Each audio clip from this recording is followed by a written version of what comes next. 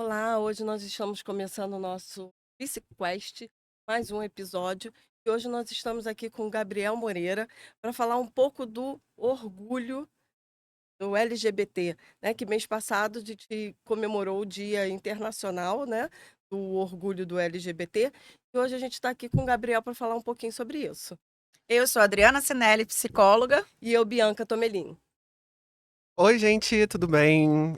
Primeiramente, eu queria dizer que eu tô muito feliz de estar aqui, tô muito animado e agradeço vocês a presença, enfim, o convite.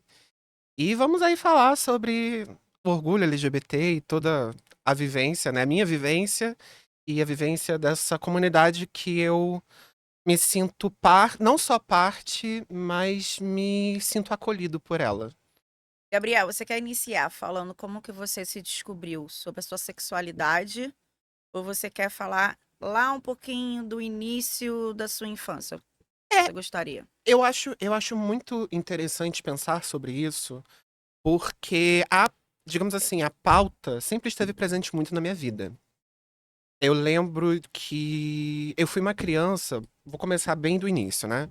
Eu fui aquela criança, né, muito animada, muito brincalhona, eh, eu dançava pra caramba. Eu lembro, eu tenho filmagens, né? Hoje em dia eu não tenho mais, mas eu tinha filmagens de na minha festa de 3 anos, eu dançando El Chan.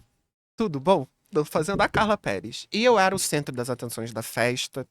E todo mundo adorava aquele momento que eu Sua ia. família concordava, achava legal você dançasse a Carla Pérez? Tinha um entendimento de que, ele é pequeno. Então tá tudo bem, vamos deixar porque Uhum, ele é pequeno. uhum. E aí, com 4 anos de idade, eu fui pro maternal, né? Eu fui pra escolinha.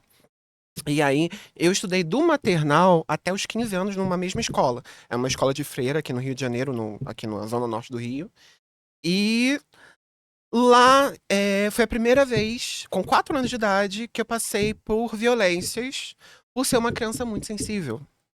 Porque a maioria das crianças já tinha uma vivência do coletivo, ou tinham outras criações, etc e tal, aquela criação do menino. E eu, apesar de vir numa família até um pouco conservadora, assim, eu depois vou me aprofundar mais nisso, mas eu lembro muito bem que com 4 anos eu sofria agressões de outras crianças que eram um pouquinho mais velhas do que eu, tipo, tinham 5, 6 anos, mas estavam na mesma turma. É, e da professora que não tinha tato comigo. Então o que que acontecia? Eu chorava porque eu tava com saudade dela, eu estudava de manhã, e eu sempre tive muito problema pra dormir. Então passava a madrugada toda acordado e ia dormir de manhã cedo. Então, para eu chegar no colégio às 7h30, eu tinha que acordar às 6 horas. E aí, minha mãe me conta que meus pais me pegavam, tipo, na cama, eu dormindo ainda pra botar a roupa, pra me dar banho, etc e tal, eu dormindo. E quando eu chegava no colégio, que eu acordava, aquela coisa, né, criança, 4 anos, nunca tinha passado por uma experiência coletiva. Tá ali naquele ambiente sozinho, eu chorava. Era a minha única forma de me expressar, eu chorava muito. E aí tinha uns 2 ou 3 crianças mais velhos, meninos mais velhos do que eu, que brigavam comigo, me batiam. E tinha a professora que era muito grossa, era muito. Teve um momento que eu lembro disso, inclusive, eu Ela falo. era Porque freira? 4 anos, né? Ela não era freira, ela era normal, assim, né? Professora Professora. Só pacífica, né? professora. Só Ela não professora. Ela era. não era freira. O colégio era de freira, mas o corpo docente ali, os funcionários não tinham nada a ver. Mas eu lembro que ela falou assim: Gabriel, se você não parar de chorar, na hora do recreio você vai ficar sozinho dentro da sala, no escuro. E isso me pegou muito. Então eu falo que o meu jeito de ser sempre foi muito observado desde muito novo. Sempre. E Quando você fala seu jeito de ser, o que que você está querendo dizer? Porque Explica um pouquinho. porque eu sempre fui muito sensível, eu sempre fui muito. Eu nunca, na verdade, essa convenção que se faz, de uma maneira geral, no social, né, na sociedade, sobre o que é ser menino e o que é ser menina, eu sempre quebrei com isso. E minha mãe fala, inclusive, que é desde a barriga dela. Porque quando ela foi fazer o exame, né, a ultrassom pra saber, eu cruzava as pernas e não conseguiam saber o meu sexo. Não conseguiam ver se era menino ou menina na cabeça deles, né? Então, eu sempre burlei um pouco essa regra, o menino usa azul e ele não gosta de tomar banho. Eu sempre detestei isso. Eu sempre tive muito mais afinidade pra coisas de menina. Mas você tá dizendo assim, que, pelo que eu entendi, tá? Uhum. Aí você me corrige.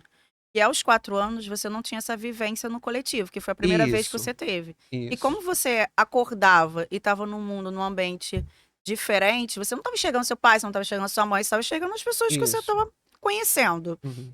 Aonde que entra a sua sensibilidade? É isso que eu não consegui entender. Aonde que você falou que você sofreu, então você sofreu bullying, né? A gente Uhum. pode caracterizar assim. Mas Uhum. aonde que essa sensibilidade ela veio surgindo ali nos seus 4 anos que você foi ver assim, nossa, eu sou diferente. Aqui nesse, eu tô falando ali de 4 anos, tá? Uhum. Então, de memória, né? Uhum. Se eu vou botar na memória, eu sempre tenho lembranças minhas eu sendo muito diferente dos outros garotos. Então, enquanto os outros garotos gostavam de esporte, por exemplo, e futebol, eu gostava de brincar de boneco, eu gostava de coisas mais delicadas. Eu nunca gostei muito de brincadeira bruta. Eu tenho hoje, por exemplo, contato com crianças, meninos, né? Mas eu não brinco com eles de lutinha, essas coisas, porque não é. Eu nunca tive essa afinidade. Mas, ao mesmo tempo que eu gostei, sim, sempre gostei muito. Por exemplo, eu falo que eu sou. Eu tenho os dois lados muito presentes em mim. Ao mesmo tempo que eu sou o Gabriel, que gosta de maquiagem, e gosta de Barbie, gosta de cantoras pop e, enfim, é afeminado e tudo mais. Eu também tenho um Gabriel que gosta de filmes de terror. Eu amo filmes de terror. Meu bicho favorito na infância era aranhas. Eram aranhas. Eu adorava A aranhas. tatuagem. Eu tenho tatuagem de aranha aqui, Uhum. inclusive. Eu gostava de cobra e adorava filmes de terror. Eu lembro que eu via Chuck. E minha mãe eu detestava, ficava apavorada. E eu lá vendo Chuck, pequenininho. Você tem esses dois lados, o É, sensível, um bem né? sensível e um outro mais forte e rebelde, digamos assim, até. Vou até botar num lugar de rebeldia, um pouco. É porque você escolhe aranha, você escolhe a cobra, né? O filme O de Filme Chuck. de terror, terror. E eu gosto de né? filme de terror bem pesadinho mesmo. E aí, o que acaba acontecendo? Então, como eu era muito diferente dos meninos, os meninos queriam brincar de futebol, queriam brincar de lutinha, né? E eu era o garoto que queria dançar, queria cantar, queria. Eu sempre tive muito mais facilidade pra falar com as meninas. Então, eu acho que já sentiu. E também essa coisa de ser muito sensível, que você perguntou, até no meu trato com as pessoas. Então, eu queria muito carinho, eu sempre fui muito carinhoso. Então, eu gostava de carinho, porque minha mãe foi muito carinhosa Você fala comigo. agora, é muito importante você falar dessa figura materna, É. né? Esse carinho, essa troca da importância da sua mãe na. Eu falo que eu só tô aqui hoje, a verdade é essa. Eu só tô aqui hoje por causa da minha mãe. Inclusive, eu até falei com ela pra ela vir e tal, mas ela não pôde. Mas ela foi assim, ela sempre foi minha melhor amiga. A gente tem um papo muito aberto, sem julgamentos, sem tabus. Então ela sempre soube me direcionar. E ela sempre foi muito carinhosa comigo. Qual o nome da sua mãe, né? Minha mãe é Lucimar, tudo bom? Inclusive, dona Lucimar, um beijo, te amo muito. E ela. é, Hoje eu converso com ela, ela fala que sempre soube. Mas. Pra ela ver esses abusos, porque foi o começo. Mas até os 18 anos eu sofri abusos psicológicos, né? Falando de abusos psicológicos. De E bullying. de bullying. E não só no colégio. E eu acho importante salientar isso. Porque eu sofri bullying e essas perseguições na família, dentro de casa com meu progenitor, que eu não chamo de pai, eu chamo de progenitor, porque eu acho que pai carrega uma responsabilidade muito grande. Você ser pai e mãe de alguém, não importa se do útero, se vem do sangue, mas você ser pai e mãe de alguém é uma coisa Você muito se propõe, forte. né? É. Então eu não chamo de pai, eu chamo de progenitor. E ele. é, Ele até um determinado momento da minha vida, não vou apagar isso, não apago isso. Ele foi até muito carinhoso comigo. Ele foi aquele pai que trabalhou muito e aí chegava do trabalho eu me escondia no armário pra ele me encontrar. E aí ele brincava de esconde-esconde comigo. Eu tenho essas lembranças boas. Você Mas tem irmão? até. Mas isso até os 7 anos de idade no máximo. Depois começou a desandar, sabe? Dos 7 anos adiante começou a desandar. Você tem irmãos, Gabriel? Eu tenho 2 irmãs por parte de pai. E eu não convivi com elas. Eu as conheci, obviamente. Com 7, 8 anos eu as conheci pessoalmente. Mas não tive muito contato, porque elas são filhas de um caso que meu pai teve antes da minha mãe, né?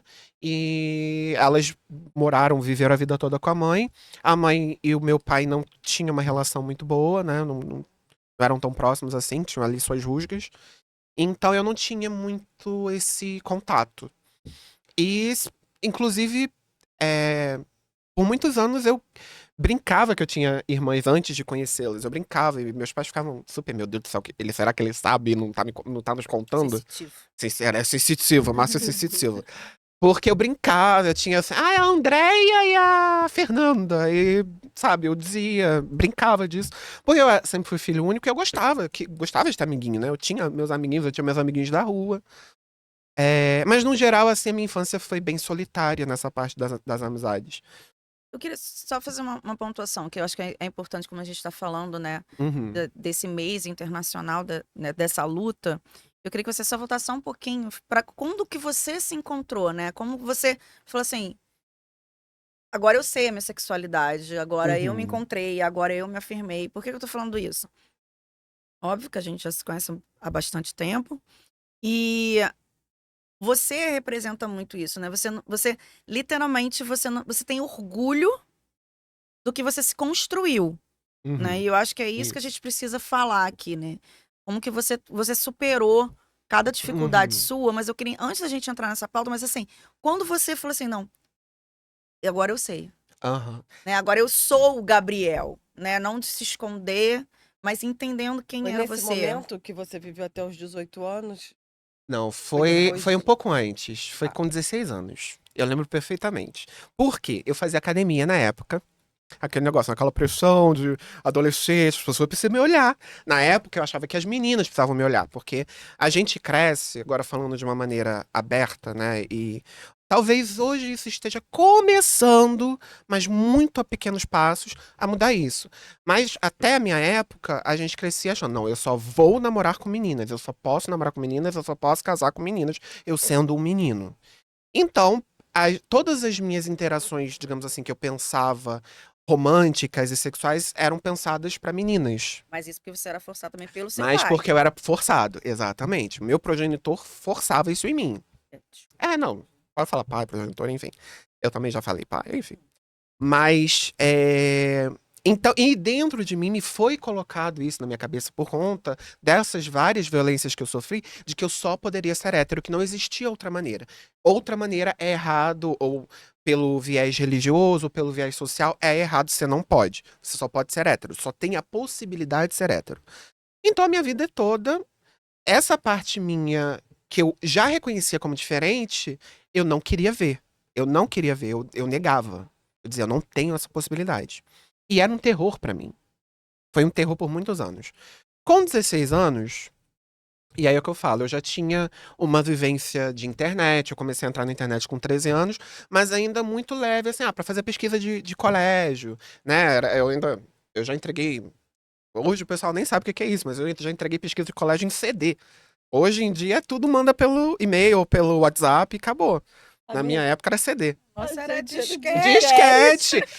Eu peguei o disquete. E um Muda disquete essa desse pauta, tamanho, gente. tá? Não, eu peguei o menorzinho já. Eu peguei o menorzinho Eu já. tava aquele quadradinho, nossa, era grande. Quadradinho e tal, tinha que Ai, gente, desbloquear. Agora foi no ensino Inclusive, médio. que eu passei por uma situação bem complicada que eu fui entregar trabalho de história pra professora. Eu fiz aquele trabalho maravilhoso no Word. Não sei tantas páginas e tal. Falei, a professora vai adorar. Só que eu não tinha CD, não tinha pendrive, não tinha nada. Eu falei, vou entregar num disquete, é o que eu tenho. Porque meu pai mexia muito com questão de computador e tal, então ele sempre tinha alguma coisa desse tipo. Eu falei, vou entregar num disquete, não acho que ela vai conseguir ler. E na época eu já tava parando de fazer o disquete, porque ninguém usava. Eu fui entregar pra professora, Gabriel, infelizmente eu não tenho como ver, porque eu não tenho leitor de disquete em casa. Você vai ter que botar em outro lugar. E, enfim, foi maior confusão, porque eu perdi Hoje os ponto. computadores não tem nem mais leitor de É. CD. E nem leitor de CD. Antes eu tinha um O CD passou notebook. tão rápido. E foi muito. Depois que veio o CD, né, que é o Compact Disc, só foi. O CD mesmo durou ali uns 10 anos e muito ainda. Porque eu Aí lembro. você foi lá entregar. Enfim. Aí vamos voltar no negócio É. da sexualidade. Quando você se encontrou, assim, você falou assim, sou Gabriel. Com 16 anos, o que acontece? Eu vou dar uma pequena resumida, mas é uma história um pouco longa, que é o seguinte. Na época, existia uma mania entre os jovens, a mania entre os jovens, eu tô muito tio hoje. Tinha ali uma moda de você ter fake. Mas não era fake como a gente conhece hoje, que é alguém que bota uma cara diferente pra fazer maldade. Não. Eu criava um perfil no Orkut. Na época do. Ai, Orkut, saudade. Gente. Morro de saudade. No Orkut, Era bem melhor do que todos esses. que a gente muito tem hoje. melhor. Nossa, ai, eu adorava. Depoimentos, gente. Manda um depô. Ai, enfim. E aí, eu tinha um perfil um perfil fake, que ali você meio que entrava no mundo da fantasia. E aí, na época, tinha muito aquela coisa do High School Musical e tal, e eu, né, fui essa criança super apaixonada na Disney. Então, era muito comum você ter um fake do High School Musical, você ter um fake dos cantores que você gostava, e você vivia uma vida dentro daquela brincadeira, uma brincadeira, na verdade. E aí eu tinha um fake que era hétero, que namorava uma menina e tudo mais. Ah, você entrou no mundo da fantasia. Na fantasia, mas ainda. Mas sendo hétero, você não aproveitou pra ser ali, não, não. comer. E aí então. E aí eu tava com essa menina e tal, e tava conversando, só que eu não tinha sentimento, eu não tinha a vontade sexual com ela, não me imaginava. Eu já tive, né? Meu primeiro beijo, por exemplo, foi com uma menina.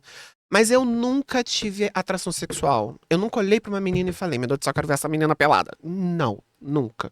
Sempre foi esse lugar de, ela é muito legal, ela é minha amiga, ela é bonita. Talvez eu queira beijar ela, mas eu não quero.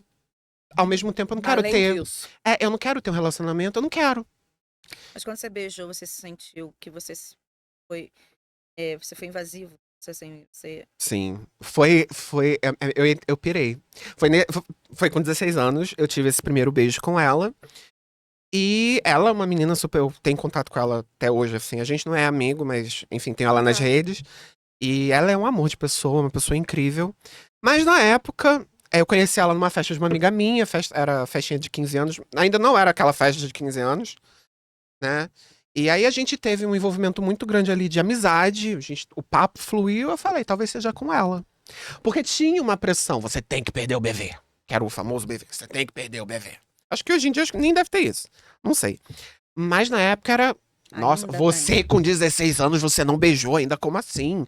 Nossa, você tem que provar que você é homem, que você é macho, que você Mas eu acho que é gosta. interessante você falar isso, porque hoje em dia, eu tenho um filho de 15 anos, eu tenho um filho de 11, e eu não tô falando só pelos meus filhos, eu tô falando pela rede que eles andam, né? Uhum, E como eu sou uma mãe muito participativa, então eu escuto ali uhum, os jovens falando, né? uhum. E hoje ainda tem essa afirmação, né? Eu acho que você não tem que não respeita o tempo do outro, é o meu tempo, Exatamente. né? Não, você tem que beijar, porque para você mostrar que você é homem, você tem que beijar, você tem que pegar todas as mulheres. Ainda assim, eu converso muito com as meninas, né, sobre isso. Ainda vivemos num mundo machista. Total, Ainda vivemos, total. né? Então, assim, para você ser homem, você tem que pegar todo mundo, você tem que beijar todo mundo, você não pode gostar, você tem que pegar, É. né? Não, Então, e isso é sem falar. muito complicado, até para você educar, né, um filho, para você atender um adolescente. Uhum. Eu acho muito complicado, porque você tem que estar afirmando isso. Você não tem que afirmar nada para Nada. ninguém. Você Exatamente. tem que se E eu que descobrir, tenho né? um casal de gêmeos. Exatamente. Então, Né? assim, Menino e o menino é menina. menina. Esse Aham. mundo, né, dos dois, e eu tenho que estar ali e tenho que estar aqui. E são dinâmicas completamente diferentes, É, né? e são personalidades Personalidades diferentes, também. né? Sim, muito. Inclusive, até o pai deles, né, tem essa coisa do menino já estar namorando e tá tudo ok. Ela Mas não. a menina, A e princesa, Aham. quando né? ela arrumou o namorado, ele fez todo um. Nossa! É. não pode isso, não pode Eu acho aquilo. isso E terrível. o menino mora sozinho, mora perto da namorada, tá com a namorada, tudo Ah, bem. Agora eu fico imaginando ela. Ela. uhum, Exato. Se ela exatamente. morando com a gente, ele já fez um escândalo, né? O Uhum, namorado perto, não sei o quê. Eu fico imaginando hoje, ela que mora sozinha, tem 20 anos eles, uhum. arrumar um namorado, chegar a dizer que tá namorando. Eu não sei, eu acho que vai E é virar um aquilo, inferno a mora minha sozinha, paga vida. as contas dela, trabalha, tem a vida dela, e mesmo E assim a ainda mesma tem assim, essa. tem. Pois é, Eu acho que é muito importante, é o que você está falando, né? Acho que ainda temos esses tabus. Não adianta. sim, A gente temos. finge, a gente passa, não. Isso é de casa, né? Sim, Isso é de casa. Começa com o pai, com a mãe, com o tio, com os amigos. Provar o quê? Eu acho que a gente tem que deixar isso muito claro, né? Eu acho que o que a gente está conversando. Deixar muito claro que a gente não tem que provar, a gente precisa ser feliz. Tem que ser, exatamente. A gente tem que ser. estar, Isso aí. É, né? A gente precisa ser exatamente. feliz. Estamos sendo felizes? Vamos, então, hoje eu me encontro assim, não preciso beijar para provar. Eu não Sim, preciso transar, É, fazer amor, sexo, o que for, é, para provar. Eu e isso, preciso Adriana, me nós como psicólogos, a gente tem esse falar. dever, né, de sim, trazer isso para os nossos pacientes, não nossos Sim, filhos, sim. mas para os nossos pacientes com que certeza. eles não têm que provar nada, Sim. eles têm que ser, É. E têm até que porque, estar. né, quando a gente, vou abrir até falando um pouquinho sobre saúde mental, e quando você começa nessa de provar para todo mundo o que você tem que ser, isso vai gerando uma ansiedade, né? E Sim. essa ansiedade, ela Oh, começa tudo bom. pequenininha. E da Essa ansiedade ansiedade vai a vai para depressão, depressão, e porque aí eles vai. começam a Vai. ficar no mundinho, né? Sim. Como você Você se falou do fecha. Orkut, você criou ali um fake para você viver aquilo É, dali, né? E a mesma coisa são os adolescentes de hoje. é. Eles acabam ficando dentro daquele quarto, videogame, computador, e vão. Tem Fechando, né? e tem as cobranças dos próprios amigos que eu escuto também, É, lá eles Sim, jogando, e pelos meus pacientes adolescentes também, essa cobrança sim, de que eles acabam até cometendo suicídio, sim. né, que é a saúde Total. sim, mental, a porque saúde eles mental. não vão dando conta daquilo dali e acabam cometendo suicídio. Sim. Não, e é importante, que eu acho que o Gabriel vai explorar um pouquinho sobre isso, né? O papel do pai e da mãe, é o que você está falando. Hoje a gente atende muito adolescente. Acho que desde a pandemia, os atendimentos com adolescente vêm crescendo cada vez mais, né? Adolescente, criança. Porque hoje esses pais estão conseguindo entender a importância de uma terapia. Sim. A importância, mesmo assim, muitos ainda chegam que é estranho essa criança. Sendo a Uhum. criança mais masculina, sendo a criança mais Feminina. feminina, Sendo mas criança, sendo Sendo criança. Aí criança, adolescente. quando chega exatamente. agitado. Não, doutora, tem algum problema. Sempre tem algum problema. Ele é Depois a gente vai. hiperativo, Ele é hiperativo. Ah, ele é Depois a gente vai ter a oportunidade de deprimido. falar sobre isso aqui Um no próximo próximo Psicast. Psicast, porque eu acho que é importante a gente debater sobre isso. Mas eu queria, Gabriel, assim, eu sou sua psicóloga, né? Acho que é mais fácil a gente falar isso desde 2020, né? 2020. Ah. E eu queria que você falasse sobre essa importância da sua mãe e também a importância do seu pai em relação à construção do Gabriel. Eu acho que Uhum. isso você vai fazer que as pessoas É. entendam, né? E fazendo um link rapidinho, Gabriel, se foi nessa época dessa importância que você se descobriu, se entendeu nesses 16 anos, quando você beijou a menina. Foi essa a Então. importância deles, dos Então. seus progenitores? Então. E aí o que que acontece? Eu beijei essa menina, não curti, fiquei. A cabeça deu aquela avoada, fiquei, meu Deus do céu. Bugou, como dizem. Bugou, Bugou. exatamente. Que Minha isso? cabeça bugou, deu tela azul e eu fiquei, o que que eu vou fazer?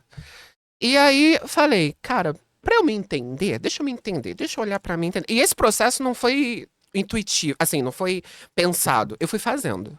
Falei assim, eu vou me entender, vou criar um fake e vou me relacionar com meninos pra ver o que eu sinto. Porque até então, pra mim era impossível. E eu já, por exemplo, isso eu acho importante falar isso, porque eu tive acesso, por exemplo, à pornografia. Desde essa época, assim, com 15, 16 anos, eu tinha acesso à pornografia. E também por uma cobrança do meu progenitor, só pornografia heterossexual. Mas quando ele virava as costas, eu ia e pesquisava outros tipos de pornografia. E encontrava pornografia de dois homens, de bissexual e tal, e falava, ok, isso aqui pra mim é interessante. E aí entrei nessa vivência do fake gay, e aí eu falei, cara, Você se passava por menina? eu Ou me não, passava por menino menino Ele mesmo. era o e Gabriel. ficava com outros meninos, né? Entendi. Ficava de brincadeira, era aquela coisa textual, etc e tal. Uhum. Mas não sabia quem eu tava me relacionando, como a pessoa não sabia que era eu. Era um, sei lá, um Zac Efron da vida, era um ator lá qualquer. E aí eu comecei a fazer essa brincadeira, até que essa brincadeira começou a mexer comigo, porque eu me apaixonei, comecei a me apaixonar por vários garotos. Aí veio o sentimento. E aí eu falei, acabou, eu sou gay.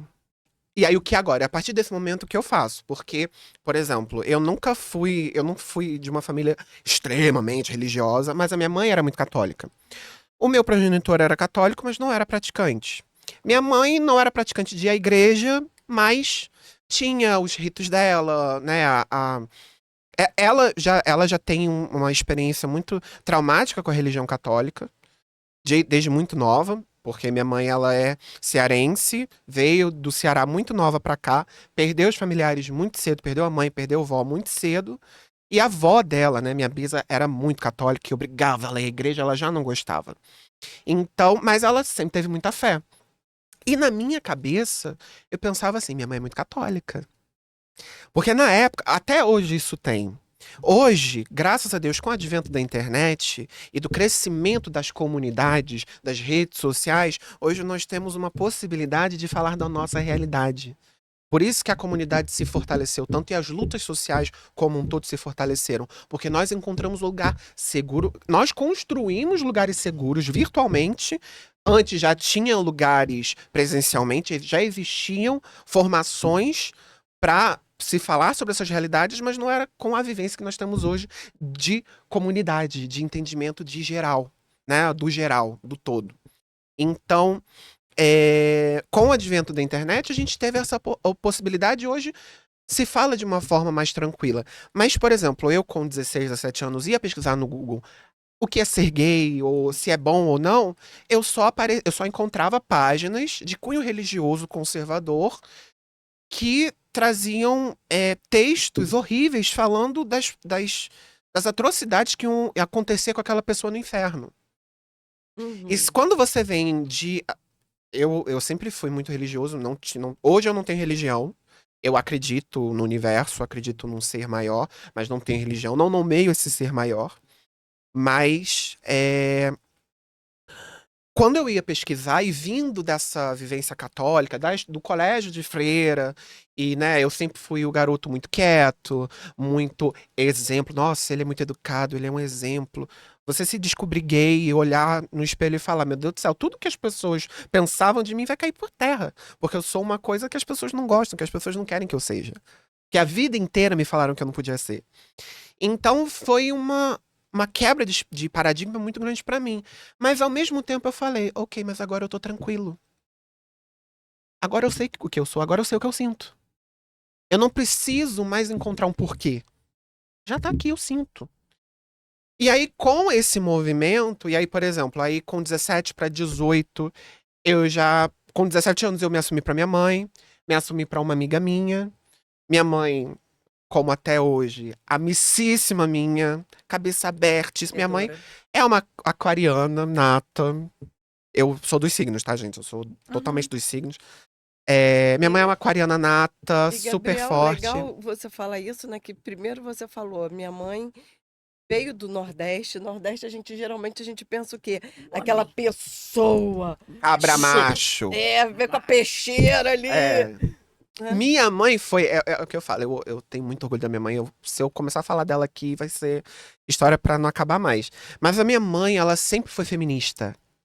As pessoas têm até um medo desse nome, e minha mãe sempre foi feminista. Porque enquanto a minha avó não achava que ela deveria estudar porque ela ia ter um marido que ia prover ela, minha mãe falou: não, eu não quero que ninguém me provenha. Enfim, essa conjugação aí, esse negócio. Alguém que me sustente. Eu não quero alguém que me sustente. Eu quero estudar, eu quero me sustentar.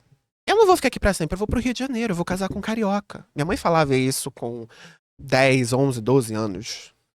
E minha mãe, ela era aquela de, não pode brincar com os meninos? Ela, não, eu vou brincar com os meninos. Qual é o problema de eu brincar com os meninos? Não estamos fazendo nada demais.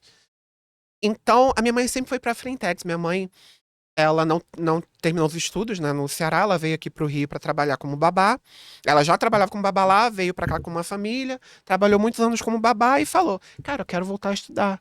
E foi lá, fez supletivo, trabalhava o dia inteiro, chegava de noite, ia pra escola pra estudar, fez o ensino médio todo em um ano, 2 anos. Ela sabe falar melhor, né? E aí, terminou, foi fazer ensino técnico, foi fazer técnico em enfermagem. E na escola dela, pra fazer técnico de enfermagem, ela tinha contato com muitas pessoas. Então, tinham, obviamente, pessoas em situação de vulnerabilidade, muitos. Então, ela estudava com pessoas que estavam na prostituição, mulheres que estavam na prostituição, com pessoas da comunidade LGBTQ, com gays, travestis, mulheres trans. Trabalhava com pessoas que tinham algum problema com adicção, né? Seja cigarro, seja uma droga mais pesada.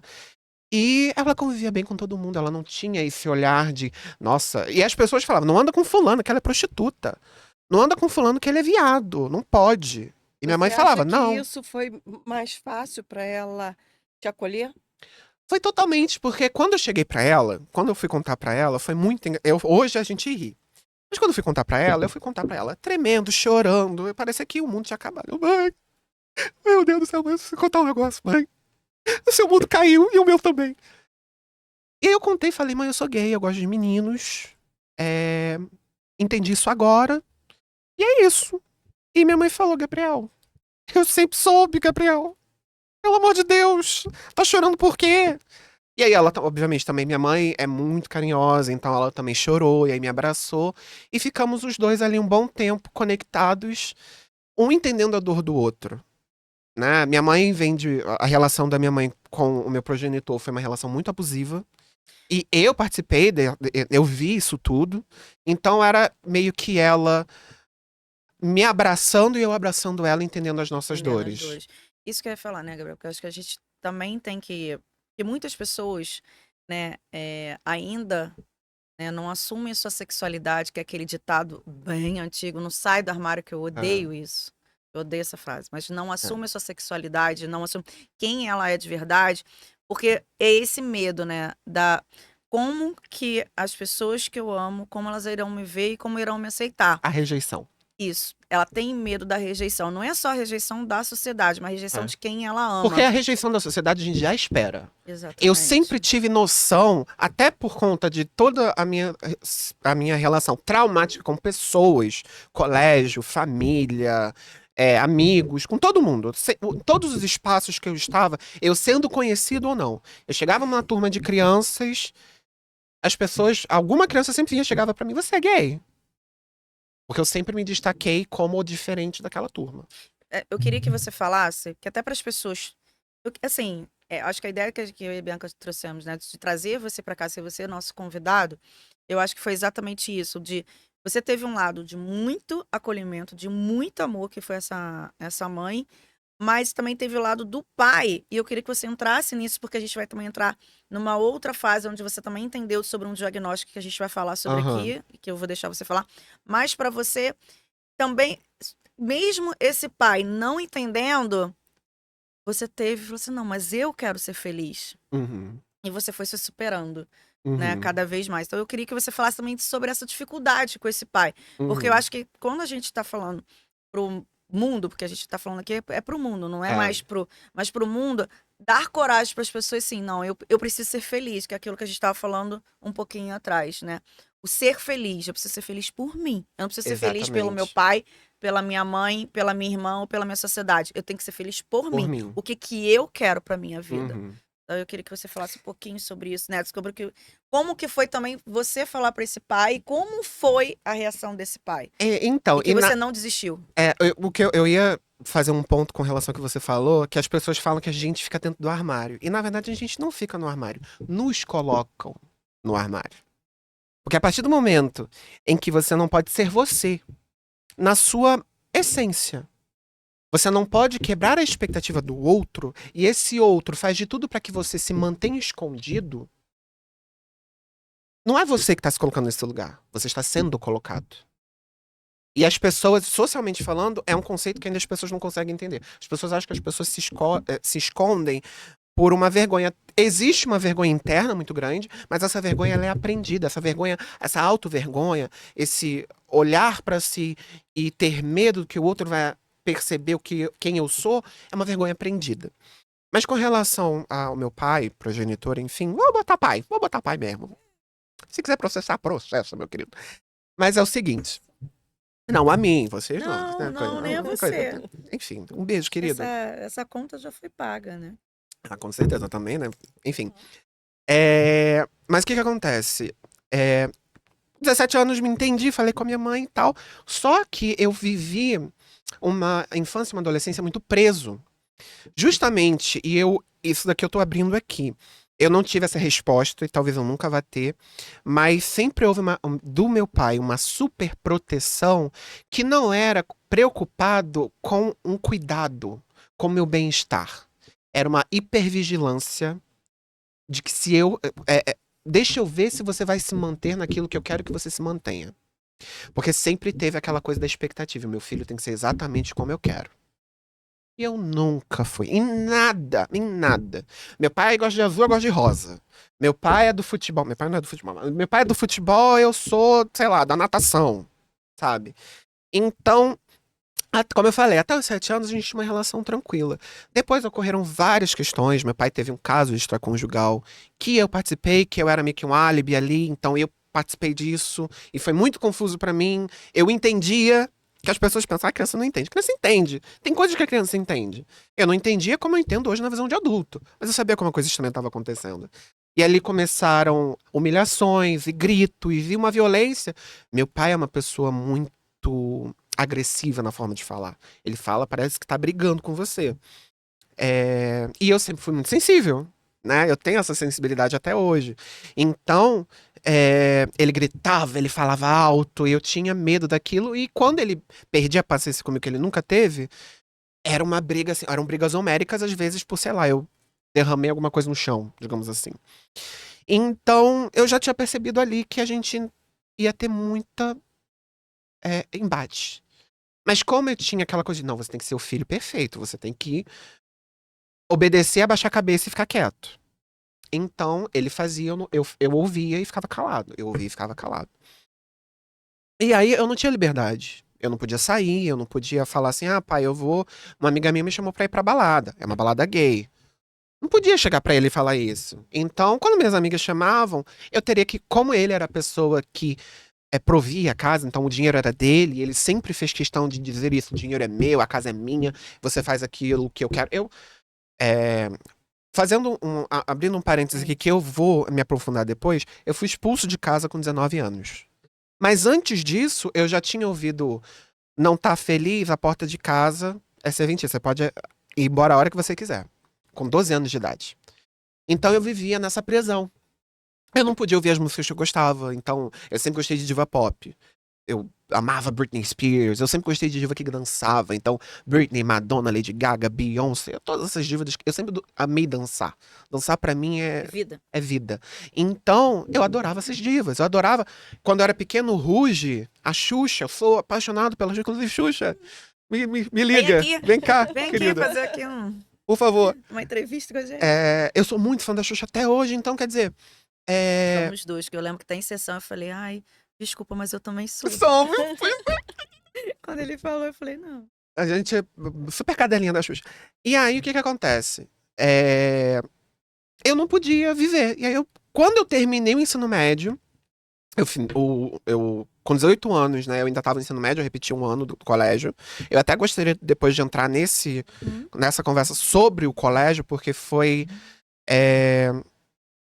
o maior dos terrores na minha vida. A época do colégio. O maior dos terrores. Pode falar agora. Porque é o seguinte, como eu sofria muito bullying, eu não sofria bullying só das crianças. Havia também uma negligência dos adultos, dos professores. Professores que olhavam pra mim e falavam, mas você também não se defende. Ah, porque você também não fala nada. E então, e a minha, como é que se fala?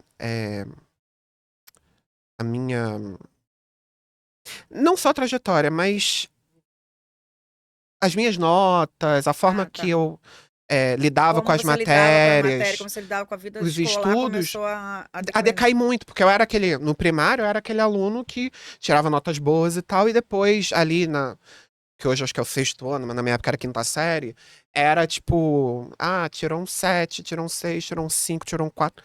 Começou a decair muito.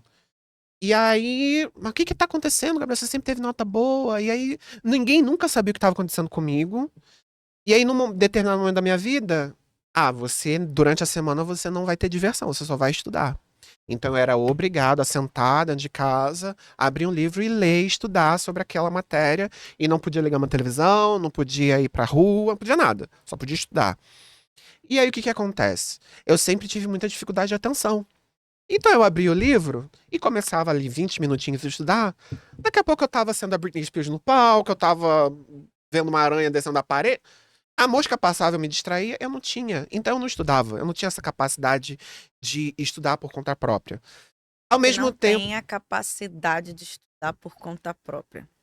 É porque você tem a facilidade de se distrair muito facilmente. é, Aí tem que fazer toda aquela técnica, volta aqui, é, respira e é, vamos continuar. E não é por longe. É até bom a gente falar sobre isso, que né, a gente começa. Não é, você estudar por quantidade de tempo não quer dizer que você está estudando. Mas se você estudar com qualidade, você estuda. Então é exatamente. entender o que aquela criança tem, né?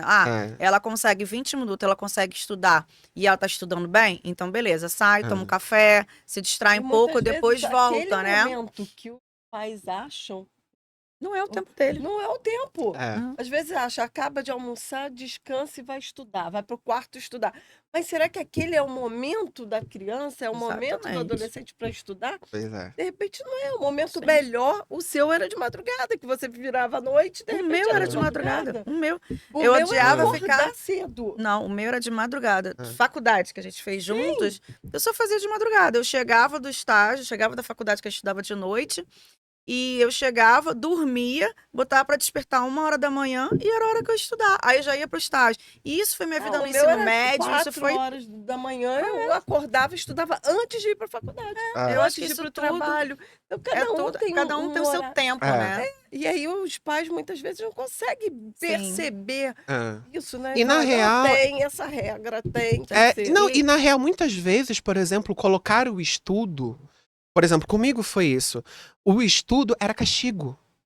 E não é, Então, né? e estudo não é castigo. Não. Estudo você precisa estudar. Hoje eu sou entusiasta do aprendizado, eu amo aprender de tudo.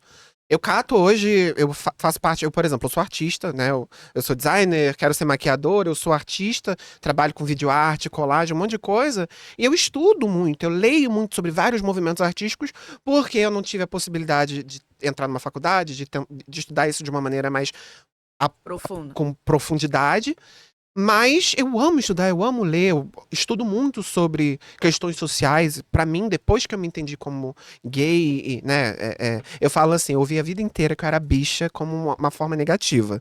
Hoje eu falo que eu sou bicha com muito orgulho e amo ser bicha. Porque pra mim é esse lugar de eu me reconheço, eu me olho, eu não tenho vergonha. Mesmo que as pessoas tentam me envergonhar por algum motivo, o problema não tá comigo, tá com elas.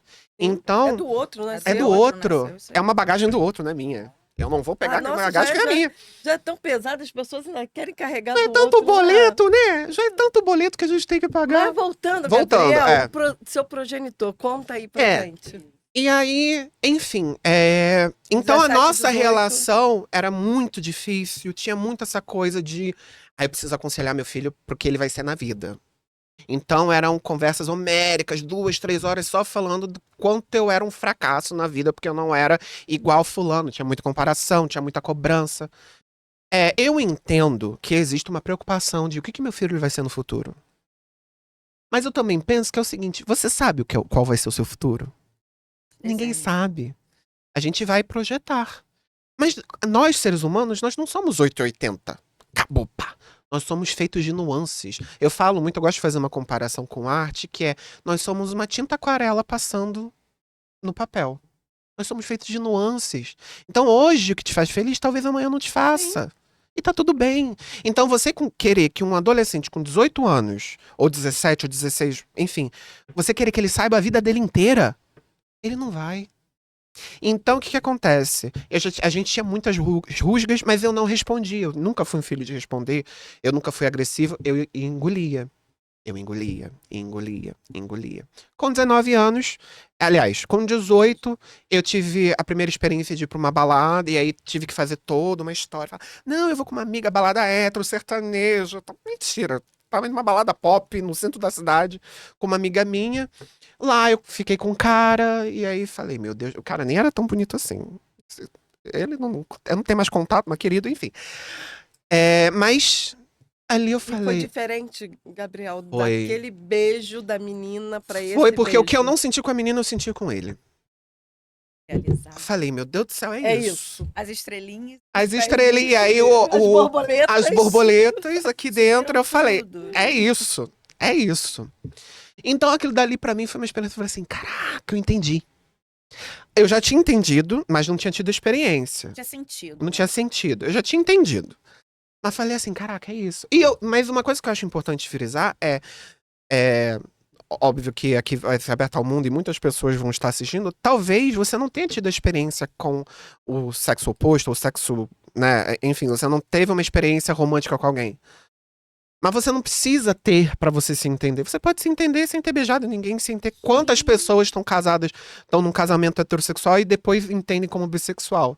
E é importante a gente destabilizar isso justamente Sim. pra que a pessoa ela consiga ser ela mesma. Porque a maior tortura é você não poder ser você. Mas existe ainda muita gente, né? Muito. Eu acho que tá se quebrando já isso aí, mas Abriu-se a conversa. abriu isso aí. Abriu-se a Importante. conversa. Porque existe muito aquilo, né? Antigamente, por ter isso, não, você tem que ser homem, você tem que ser mulher, as pessoas se casavam pra provar o outro, pra provar a sociedade. Sim. Aí você escutava E aquilo, se vergonha, né? separar, vergonha. Aí você se Vergonha. separava, né? Como que você se separou? Como que você tá com outro homem? Um casamento de 20 anos e você larga a sua família pra viver com outro homem? Ou vice-versa, você larga a sua família pra você viver com uma mulher, né? Porque as pessoas se escondiam, É. né? É a vergonha, elas se escondiam, ela tava dentro do E armário, isso a como gente você consegue. falou. E hoje a gente É, tem, e ainda tem tem. isso no consultório? Isso. Tenho. Saiu na internet a história de um senhor que no obituário dele, ele botou que ele estava saindo do armário. Ali ele explicou, ele falou, eu tive por muitos anos relacionamento com... E até dentro, né, Gabriel, dentro do mundo artístico, a gente vê que de um tempo para cá é que as pessoas estão começando, até os artistas mais antigos, né, Sim. que eles vêm falando, agora se assumiram. Sim. Eu senti, você falando da artista, é até interessante. Eu vi isso no Lulu Santos. Eu sempre imaginava. Sim, O Lulu, não sei, Ah. não conheço você mais. Eu sempre imaginava que ele era, mas quando ele veio mostrando o marido dele, quando ele veio mostrando. Eu acho que ele mudou. Sim. Ele veio com uma felicidade, uma Sim, leveza. E eu É. acho assim, eu falei, gente, então, né? Porque é Lulu Santos, É. né? Lulu E Santos quantos tá ali. artistas a gente Quantos vê, artistas? mas o nosso tempo está acabando, Gabriel, É. então a gente precisa só fechar essa parte pra falar do seu Gabriel. Não, então, eu vou Gabriel vai ter que fechar... voltar aqui. É, vou voltar. Muita coisa. Vou voltar. Fazer a parte 2. Parte 2, eu vou amar. Mas com relação ao meu pai, com 19 anos, né? E aí eu já tinha tido experiências de sair, escondido, obviamente, ali e tal. Ele, no momento, descobriu, ouviu conversas minhas na época eu tava namorando um menino e falava escondido. Ele ouviu uma dessas conversas, guardou pra si e num dia ele expôs isso e falou: ou você vai viver sua vida, sai da minha casa, ou você fica do meu jeito, senão eu vou fazer uma besteira muito grande com você e com sua mãe. E isso me assustou. E vocês saíram correndo. E aí nada. eu e minha mãe pegamos uma mudinha de roupa, peguei uma mochilinha de nada e fui pra vizinha. E sua mãe foi com você. E minha mãe foi comigo. E desde então nunca mais voltamos pra casa que era nossa. Que nunca foi nossa, na verdade, né? Porque eu falo hoje, eu não me demoro onde eu não me sinto acolhido. Não me demoro. Então, e a gente, então, aí desde 2012 até agora, mais de Vai fazer 12 anos agora, né? Eu sou ruim de matemática pra Sim. caramba, enfim. Fizemos 12 anos aí que estamos vivendo a nossa vida livremente. Minha mãe saiu de um relacionamento super abusivo. Eu, com 22 anos, tive o diagnóstico, aquilo que eu falo. Eu tinha os sintomas desde muito Desde novo. Aquela criança que ficava quietinha, aquela Quietinha, criança que era escondida. o excelente aluno que não dava trabalho, na verdade era... Depressivo, ansioso. Eu sou depressivo ansioso, tenho diagnóstico e falo abertamente sobre isso. Eu acho importante falar abertamente sobre isso. Eu até falei com a Adriana e era uma preocupação nossa, porque é o seguinte, ainda existe um tabu muito grande e as pessoas ainda não entendem o que é você estar depressivo, você ser depressivo, você ter ansiedade, o combo, ou separado, ou outros transtornos. Até agora tá na internet a brincadeira do CAPS e tudo mais, as pessoas fazendo meme do CAPS, mas é muito importante a gente entender a importância de serviços de saúde voltados para pessoas neuroatípicas, porque nós ainda vivemos uma realidade de pessoas, diversas classes sociais, mas principalmente pessoas mais vulnerabilizadas que não têm acesso a esses cuidados e acabam sofrendo, tendo um sofrimento psíquico muito grande e sem entender sobre isso. E com um peso de julgamento muito grande. Até para a gente explicar um pouquinho o que significa CAPS, é Centro de Atenção Psicossocial. Isso. Né? Então, eu acho que o que a Bianca acabou de falar, eu acho que a gente vai precisar realmente chamar você novamente para a gente Agora entrar entrar nesse sobre a assunto, depressão e sobre a ansiedade. Né? É. Porque a gente ficou com esse cuidado realmente, eu estava conversando com a Bianca também. Por quê? Porque ainda existe muito, a gente está falando de tabu, a gente está falando sobre isso e um envolve o outro, porque as pessoas acham que ainda é frescura. E outra coisa, tá com depressão, levanta. Não, não É uma não é uma tristeza. tristezinha, Tá levanta, tá ali. de frescura. Não, não é. É uma o doença. ansioso é aquele acelerado. Aquele que tá Exatamente. lá na frente já das coisas. Nossa. Aquele que não deixa a outra falar. Não é, E não é. Eu falo que a maioria das vezes, quando eu tô mais ansioso é quando eu tô mais quieto. Porque a minha cabeça não para. A mente está acelerada. Porque essa a gente assiste Divertidamente 2, tá?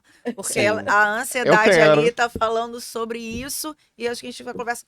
Mas voltando rapidinho sobre o tabu, né? E a gente ficou discutindo, nós três, sobre isso, se a gente ia trazer ou não, sobre o diagnóstico. Por quê? Porque ainda a sociedade poderia falar assim, mas como que um designer é depressivo? Eu vou dar o trabalho para ele? Como que um maquiador é depressivo? Eu vou dar o trabalho para ele? O artista, como que ele é depressivo? Vou dar trabalho para ele? E a gente ficou realmente nessa preocupação em relação sobre como que a gente vai apresentar isso num canal que vai ser aberto para o mundo, mas a gente está se colocando, mas é importante falar. É importante. Porque nós temos o diagnóstico, você tem o diagnóstico de depressão e ansiedade, mas isso não te define. Não me define, exatamente. E uma coisa legal, Gabriel, é que você faz terapia.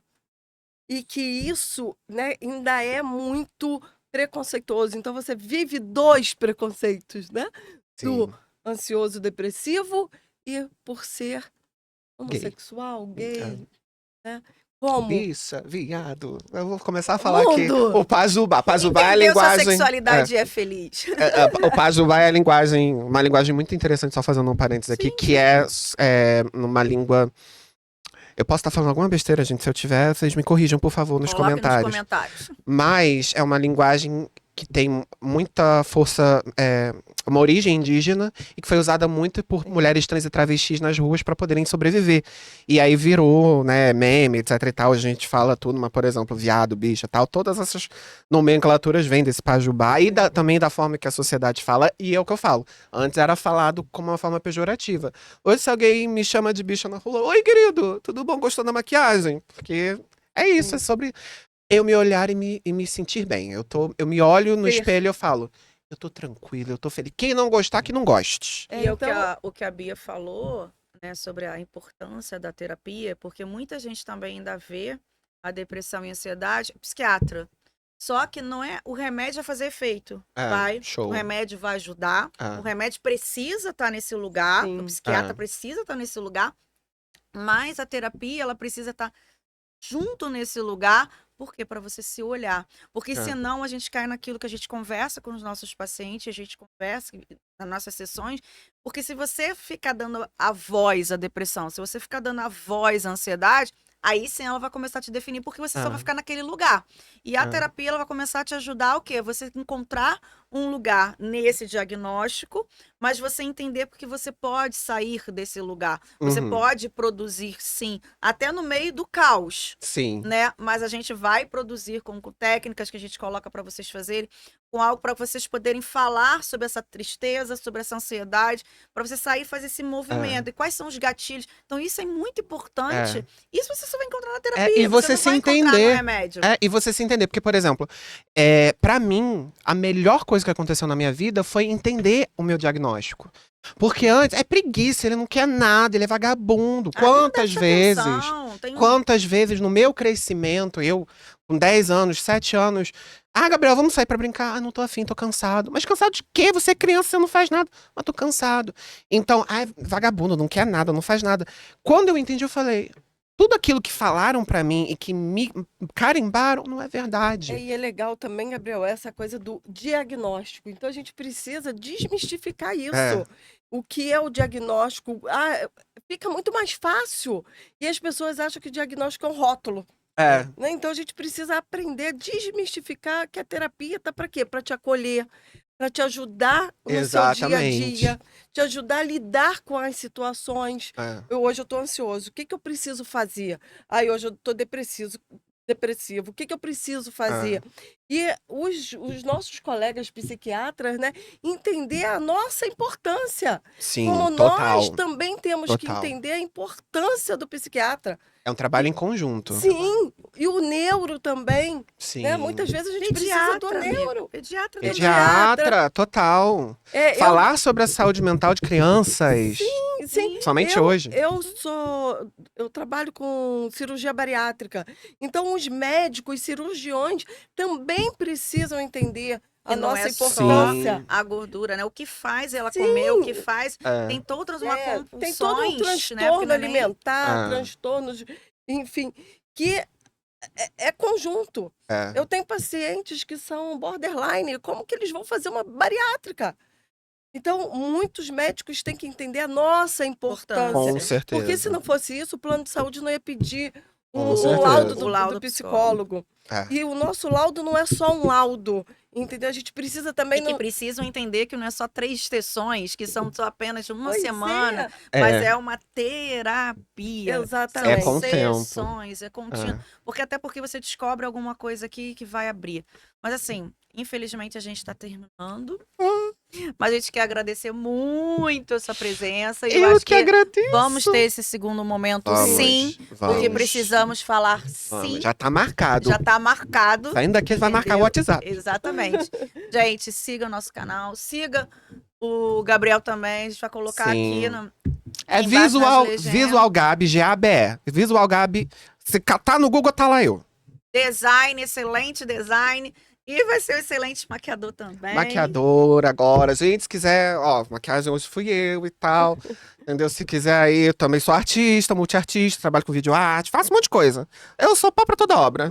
Tem trabalho, eu tô fazendo. Gabriel, obrigada pela sua presença. Foi excelente. Eu acho que vai ajudar muitos, não nossos pacientes, mas como pra gente também, né?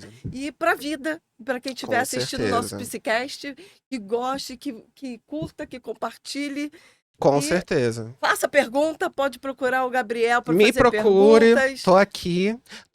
Quero começar a criar conteúdo também, que meu Instagram tá parado, eu preciso movimentar, então só mandar. E quem quiser também conversar com a gente, fazer alguma pergunta, eu e Bianca, a gente tá aberto também. Até a próxima, gente. Muito obrigada, Gabriel, mais uma vez pela confiança. Obrigado a vocês, viu? Tchau, tchau. Tchau.